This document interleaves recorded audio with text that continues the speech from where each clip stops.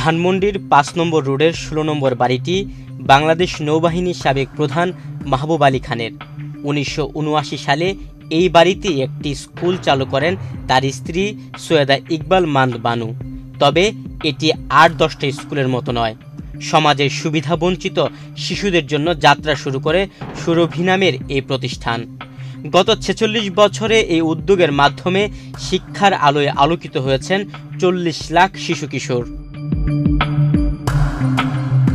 সুরভি স্কুলের প্রতিষ্ঠাতা ইকবাল মান্দ বানুর আরেকটি পরিচয়, তিনি ডাক্তার জুবাইদা রহমানের মা, অর্থাৎ বিএনপির ভারপ্রাপ্ত চেয়ারম্যান তারেক রহমানের শাশুড়ি। মায়ের হাত ধরে ছোটবেলা থেকে স্কুলের সাথে জড়িয়েছিলেন জুবাইদা রহমান। তখন থেকে এখানকার শিশু কিশোর শিক্ষার্থীদের প্রতি অসীম দরদ তার। সমাজে পিছিয়ে পড়া অসহায় সুবিধাবঞ্চিত শিশুদের সাথে মিশতেন জুবাইদা। যখনই সময় পেতেন তাদের সাথে সময় কাটাতেন। লন্ডনে দীর্ঘ ১৬ বছর নির্বাসিত জীবন কাটালেও সুরভির প্রতি সেই মমতা অটুট রয়েছে তার। দেশে ফেরার পর প্রথম দিনই সেখানে ছুটে গিয়েছিলেন। এরপর ২৭ মে মঙ্গলবার সুবিধাবঞ্চিত শিশুদের এই প্রতিষ্ঠানে দীর্ঘ সময় কাটালেন ডাক্তার জুবাইদা রহমান। এ সময় ছাত্রছাত্রীদের সাথে নিবিড়ভাবে কথা বলেন ও শিক্ষার্থীদের নানা প্রশ্নের উত্তর দেন তিনি। এ সময় তাদের কবিতা আবৃত্তি, কোরআন তেলাওয়াত সহ বিভিন্ন পারদর্শিতা দেখাতে অনুরোধ করেন। ছাত্রছাত্রীদের তিনি উৎসাহ দেন এবং তাদের লক্ষ্য পূরণে পাশে থাকার আশ্বাস দেন।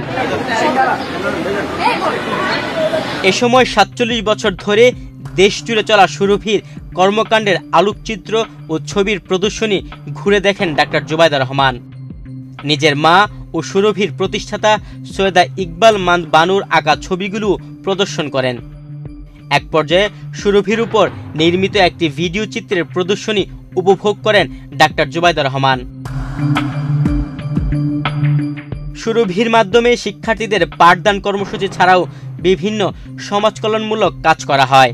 দেশের যে কোনো প্রাকৃতিক দুর্যোগে দেশের বিভিন্ন প্রান্তে আত্মমানবতার সেবায় কাজ করে। এছাড়াও দেশের ৪১ জেলায় টিউবওয়েল প্রতিস্থাপন কর্মসূচি, বর্ণাঢ্যদের পাশে দাঁড়ানো, মহিলাদের কম্পিউটার ট্রেনিং, উচ্চতর শিক্ষায় বৃত্তিদান কর্মসূচি, মেডিকেল সরঞ্জাম সরবরাহ, রক্তদান কর্মসূচি, স্বাস্থ্য পরীক্ষার মতো সামাজিক কার্যক্রম করেন। তুহিন ভুইয়া, বাংলাদেশ প্রতিদিন।